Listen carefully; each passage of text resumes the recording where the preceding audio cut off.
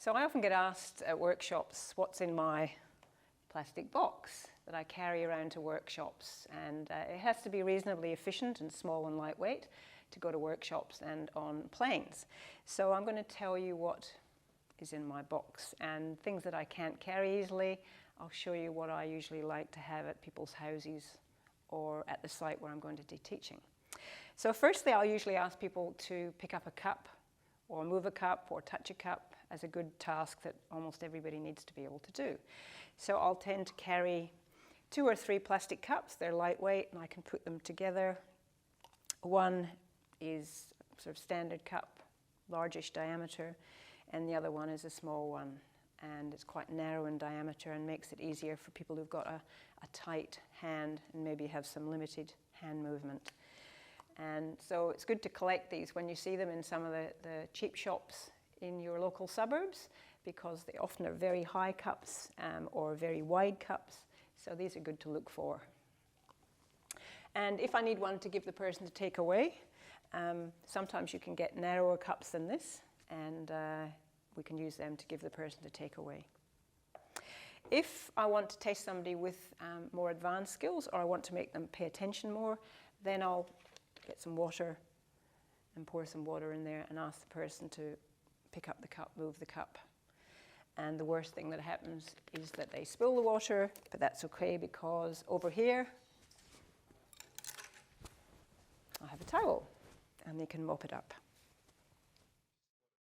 In addition to a cup, I also have a trusty little narrow diameter cylinder that somebody can use as an object to keep their hand in the right trajectory for reaching and placing objects. So these are nice, inexpensive, once you've drunk the whiskey, little containers to carry around, and you can leave with the person afterwards for their practice.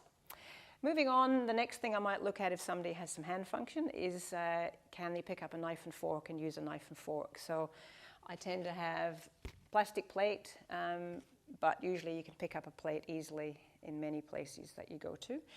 Knife and forks are easy. So a standard knife and fork like this is quite difficult for a lot of people to pick up. So I tend to carry with me a knife and fork that have a wider handle that makes it a little bit easier to pick up. So if, for example, somebody's trying to pick that fork up, it's slightly easier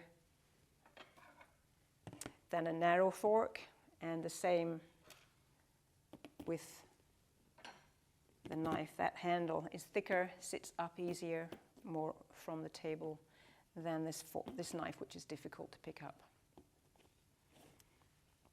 So some cutlery is good to have. And because here in Australia we have a lot of people who have multicultural background, I usually carry a pair of chopsticks too, just to be sure that I have them should I need them for training.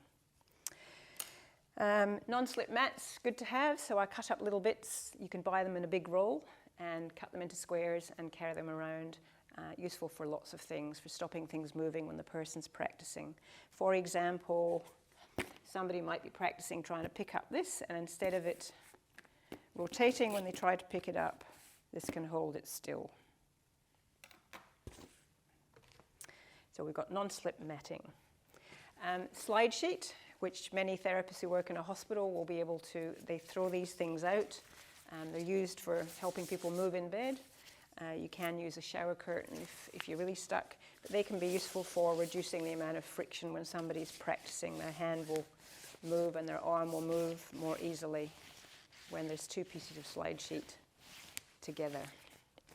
And again, these can be given away and replaced quite easily and quite cheaply.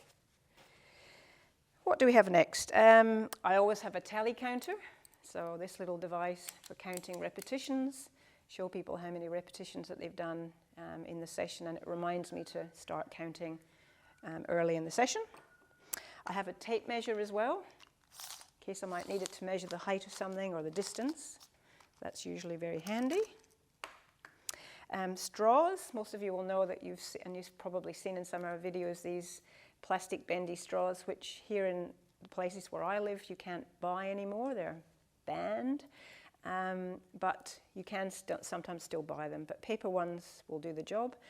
Or you can use pipe cleaners and bend them if you double them together like so, then they'll tend to be much more robust, and you can stick them onto the back of somebody's wrist for a goal for practice, or you can put them on somebody's finger like so as a goal for them to try and elicit some movement in their finger or their thumb. And if you have a straw that's really getting to the end of its life, it's a bit sad, then you can just put a straw and one of these little pipe cleaners together, and it gives it a bit of new life. So there you go. I also tape a number of straws to the lid of my box, and then they're ready to just use when I need them in a session. I usually have at least one pen handy in case there isn't one easy to find. A pen, easy to find. Micropore tape or hospital-based tape is expensive, so I use dismasking tape for a lot of things that I'm making, rather than using the expensive micropore tape, so that's worth having in your kit too.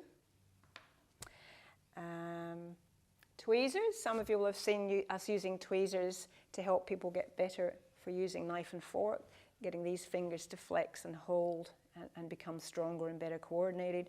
So we'll often use these tweezers from wound trays that you can buy in chemists. You can buy little kits with three-in-one kit. And so often people will be practicing holding a coin, so I have a couple of coins that somebody can practice with, and then it will be attached to the person's fork or knife, and they might practice with the coin here as well. Because these often break, somebody might be too vigorous, and this is the consequence. It's good to carry 2 or 3 so you have them handy. And you can give them away to people as well.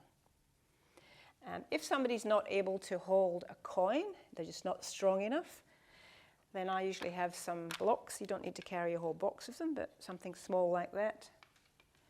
And sometimes that's sufficient for somebody to practice their control here. As well as little blocks, I usually have a couple of bigger blocks that can be used for practicing opposing forces when somebody's practicing that. Post-it notes or sticky notes can be handy to have to put on the table, on the back of somebody's hand. So sometimes I'll put it here just to allow the person's hand to slide more easily, where this is kind of getting lost or dropping off the table. So this can sometimes work to reduce the amount of friction. Which brings me to a cardboard table. I wouldn't carry this on a plane, but it's very easy to make up one of these from a cardboard box. So you just make it the right size that it will fit in somebody's lap or inside their wheelchair. You can put a pillow or a towel underneath, and that can become your table for practicing external rotation, supination, pronation, and you can stick straws on it, put marks on it, and then they can take it away with them back to the ward or in the taxi to go home. So that's the cardboard tray table. And also for people who are in a very bulky wheelchair in hospitals or in the community, it means that you're not having to spend lots of time adjusting the overbed tables around their wheelchair. That's just much more flexible and adjustable. I've had this little sewing kit in my box for a while. I haven't used it for ages, but can be handy, and if you're traveling, has lots of advantages. A bandage might be useful for bandaging a cup into somebody's hand or helping them to maintain a position while they practice. Scissors, just make sure you put them in your luggage for the hold, not in your hand luggage. Lots of paddle pop sticks, or lollipop sticks as you call them in Britain, and these can be used for a number of things. Most commonly, they'll be used for practicing thumb abduction, so we might put them on the top of a cup, stick them on with some tape, and then the person practices sliding their thumb along to the side of the cup to improve their control of thumb abduction. So these are very useful for that purpose. Cocktail sticks I use often for constraint therapy programs, if I'm demonstrating that, and I have a lot of elastics here, which can be useful if somebody's learning to tie their hair into a ponytail, or somebody's trying to improve their ability to open an elastic for that purpose. So I can give them a few of these different elastics to try and to use, and I can give them away if necessary. Only a couple more things to show you. I carry this as a squeezy bottle, and I put water in there, and then it has a lid. And once the water is in here, and it has tubing that you can usually get from the intensive care unit or in most of the hospitals. And when the water is inside here, the person has to practice squeezing and taking the water up to a marker, so they get better at force control. And again, these are reasonably easy to replace and to give away.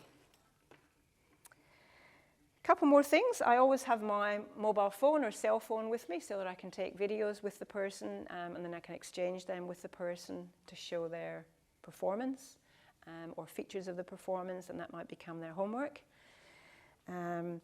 I wear glasses, and glasses cases can be really helpful for helping people to reduce compensation. So if they're tending to reach forwards and their arm comes out to the side because they're using muscles at the shoulder a lot, this can help remind them to keep their arm in by their side while they're practicing.